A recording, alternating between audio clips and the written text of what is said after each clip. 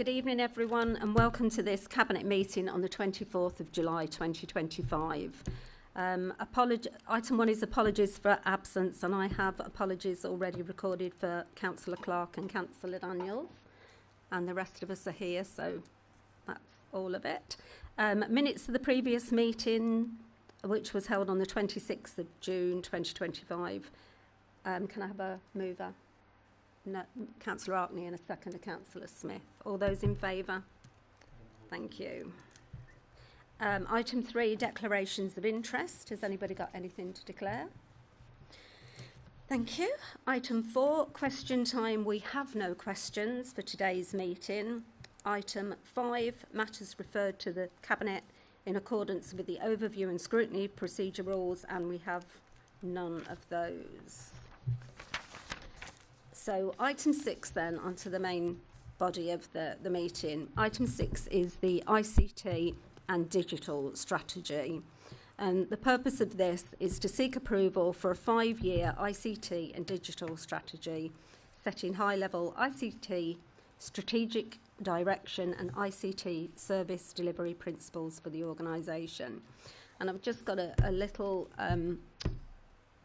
few words to say about the work that's been done on this. There's an awful lot of work already that's gone into this, and I think we're all aware of how important getting our ICT is, and we thank Gareth for the work that him and his team have put into this. So the new ICT strategy, the new ICT and digital strategy, aims to use the full potential of digital technology as a key driver of organisational transformation. And by embracing innovation, we will aim to enhance customer experiences, increase operational efficiency, and make better use of our staff resources. So those emerging technologies such as artificial intelligence, known as AI, and robotic process automation, known as RPA, will offer us exciting opportunities to improve decision making. It'll help streamline processes and allow our staff to focus on delivering the greatest value to our communities, especially those who are vulnerable, ensuring resources are targeted where they're needed most. And I know this group will really be pleased that piece of work is happening, that we are able to target those resources. So we are committed to ethical, responsible and safe use of AI and our digital services. We'll be prioritising strong governance, data protection and inclusion. Our digital services will be designed to be efficient, inclusive and accessible, and we want to ensure that no one is left behind. So we will prioritise digital inclusion by ensuring accessibility is built into the design and delivery of our digital services, support our residents with a tenant digital academy programme, a digital outreach, including working with partners to deliver local training, in-person guidance and assisted digital option for those who need help accessing our online services. And I think in the meeting that we had last night, Housing and Homelessness, where we had equines with us, I think this brought home how important it is that we do take all our partners along with us. We need to make sure that the systems we've got in place are totally aligned and it makes for more efficient working. So we're committed to maintaining and improving non-digital contact channels, including face-to-face and telephone services, and we've surely shown that in the work downstairs. So that's ensuring that all our customers can interact with us in the way that suits them best, and we're really keen that we keep to that we have systems in place for everybody, whatever their needs are. We also recognise the importance of data protection, strong cybersecurity and governance to ensure our customer data is managed in a compliant way and is kept safe and secure. And I would thank Councillor Adams for taking on the role of looking at this piece of work to ensure that it does comply with all those things. I know he's been asking an awful lot of questions of our IT team. So is there any questions from anyone?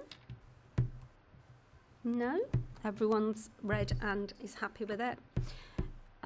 So the recommendation before you is, it is recommended that approval be given for the ICT and digital strategy 2025 to 2030, which is in Appendix A. The strategy will underpin digital transformation, aligning with the core strategic theme and using technology and innovation to promote efficiency and deliver exceptional customer service. Do I have a mover? Councillor Arkney, and a seconder, Councillor Smith. All those in favour? Thank you. Thank you, Gareth.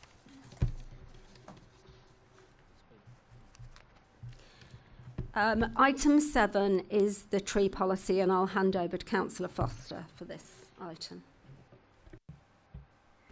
Right, thank you. Yeah, so this is an updated tree policy. For me, the main thing to remember is right tree in the right place, and that actually sums up this report. Trees play a very important role, but in certain circumstances they can become an issue, and health and safety is one of the key things that we need to remember when we're looking at trees, and that is encompassed in this policy. So the policy actually has already been through scrutiny, and there was no significant new recommendations. So I'd just like to recommend that we pass this forward, and it will give us a good platform for making sure that we do get the right tree in the right place. We have to recognise that over the years, some trees have been planted in the wrong place. And it does take time. So, but we're going in the right direction, and it's an ongoing, rolling programme. So, I'd recommend that we accept the report. And have you got the actual proposal there? Do you want to read it, or No, I'll read it. I'd just like to say thank you for all the work that's been done on this, and thank you for Councillor Foster for the work that he's done on it. I think all councillors across the board recognise how many problems this does cause, and it may seem like a trivial matter, but when you've got a problem with the wrong tree in the wrong place, then it can absolutely blight your life. I attended the scrutiny meeting where we had the report from James, and I was really confident that he would be doing the best for us. He knows his stuff. And there was a commitment there to make sure that we get this right. So that's very good.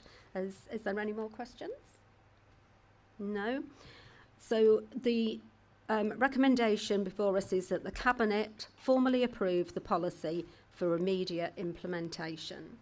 So a mover, Councillor Lewis and Nova. All those in favour? Thank you. So item 8 is the Green Waste Service Charges annual increase, and that's Councillor Foster again. It's me again. Right. So this is the annual increase. So it's actually an increase in line with inflation. And as you know, the service is supposed to be or needs to be self-funding. So this is just bringing the charges in line with what the service costs us. So I'd recommend that we accept the changes for this year. Off the top of my head, it's about £2 or £3 increase in terms of the green bin, but we need to make sure that it is self-funding. So that brings us in line with that policy. Thank you for that, Dave. I would just say this is something that we were very keen to make sure that it was self-funding last year, and unfortunately, we did have to make a big increase last year, but we will make sure that this just keeps pace in future because it's the right thing to do. Dave? Yeah, just on that, it is actually keeping Lichfield and Tamworth charges linked, so you don't get one person on one side of the street paying one thing and another person on the other side, because it is a joint service. So we are actually in line with our neighbours now, so it's a good thing. Thank you. Are there any questions? Councillor Smith?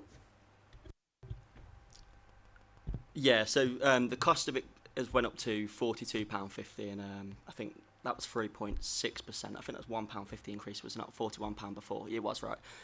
Yeah, and obviously we don't want residents who don't use the service having to pay for that service. So it does make sense. You know, if you are using the service, this is what it costs. So, yeah.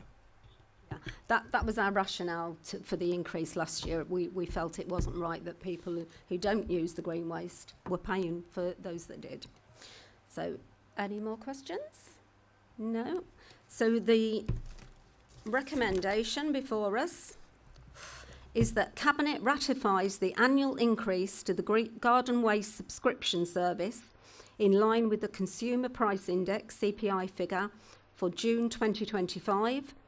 This adjustment has been agreed upon and approved under delegated powers by the portfolio holder for Environment, Sustainability, Waste, Recycling and Transport, in consultation with the Executive Director Organisation and the Council's Section 151 officer.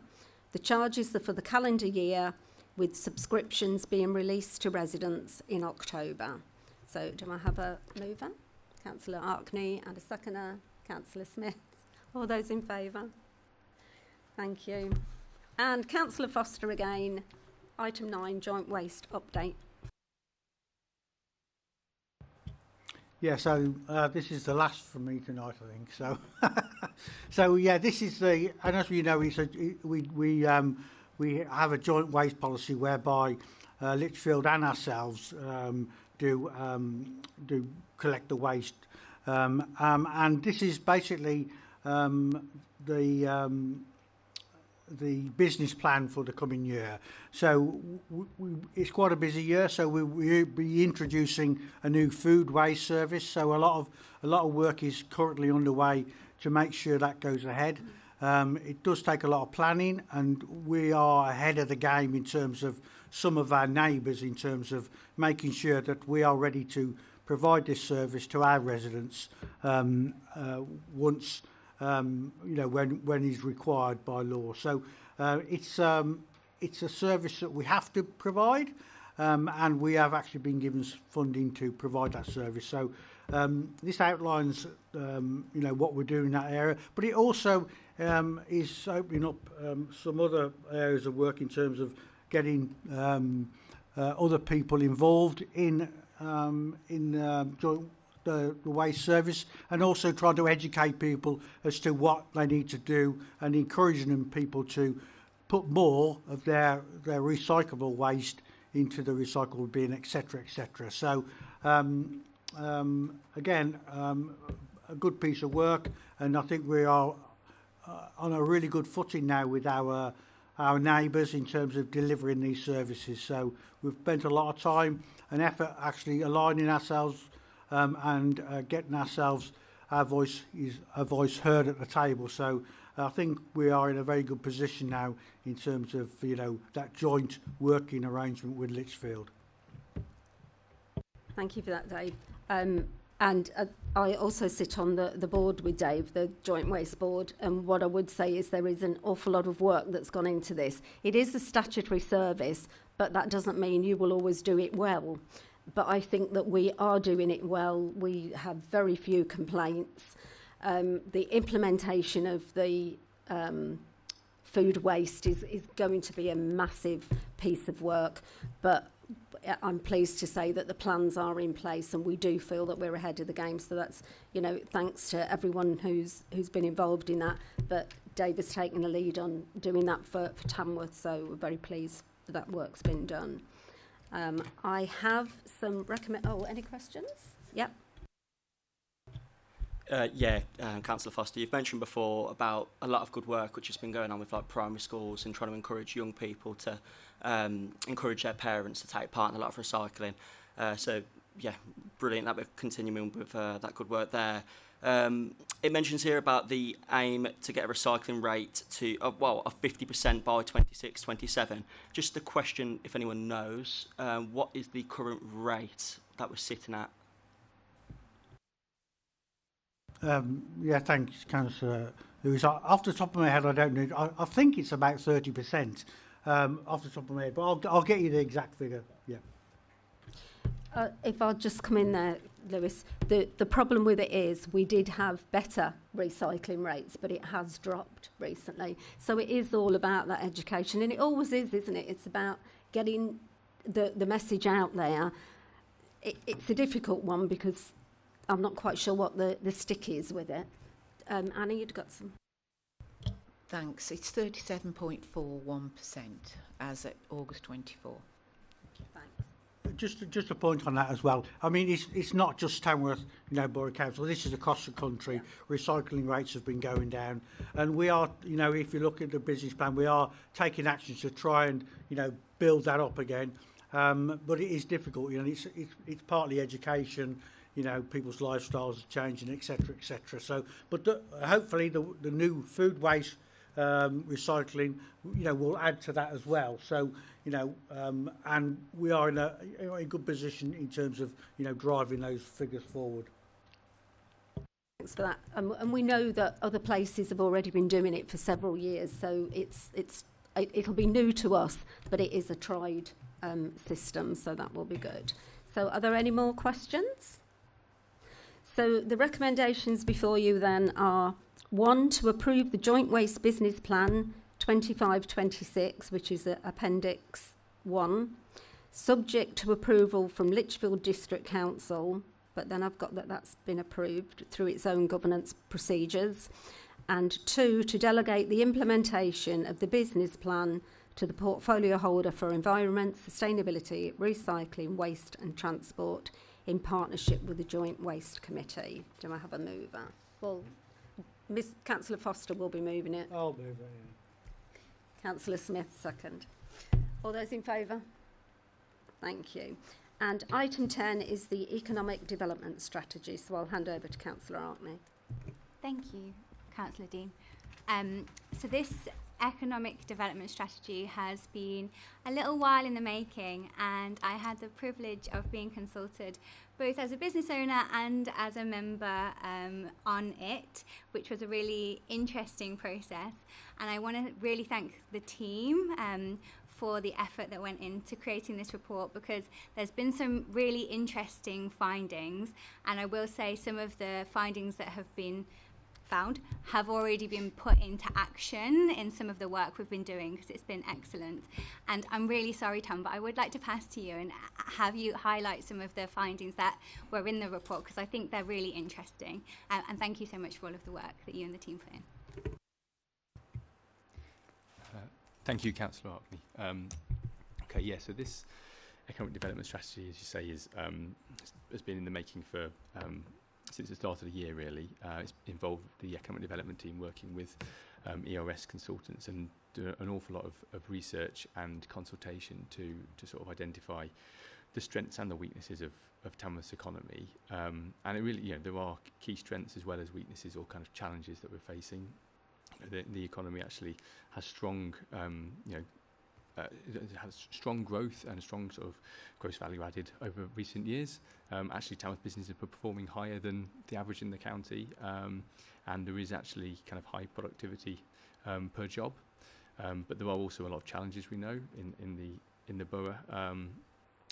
Challenges around skill shortages and sort of underrepresentation of higher value sectors and things like that. So the strategy very much tries to identify key areas where the council can make a difference, and it's identified 6 key actionable areas and things we can take work streams from and actually put into practice and really make a difference to the borough. So that's kind of the aim of the strategy, and hopefully it will, it's already giving us that kind of basis on which to start our work. So hopefully that's given you some detail.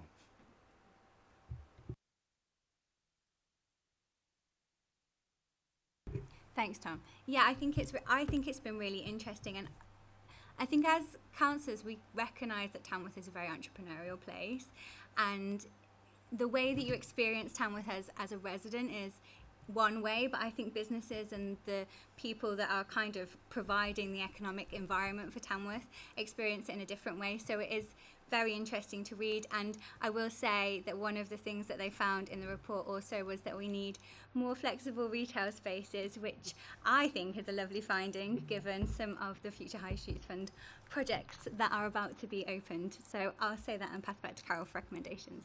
Thank you. Thank you. Are there any questions? No. Just thank you to Tom and the team for all the work that's been done on this.